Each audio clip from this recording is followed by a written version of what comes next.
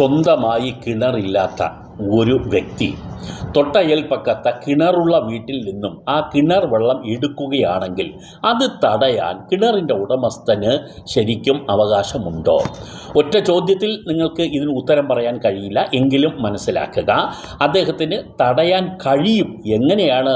ഒന്ന്, ഈ വെള്ളമെടുക്കാൻ വരുന്ന അയൽവാസിക്ക് വേറെ വെള്ളത്തിന് മാർഗങ്ങളുണ്ട്, വേറെ വെള്ളം കിട്ടാൻ മാർഗമുണ്ടെങ്കിൽ ഇദ്ദേഹത്തിന് അത് തടസ്സപ്പെടുത്താം.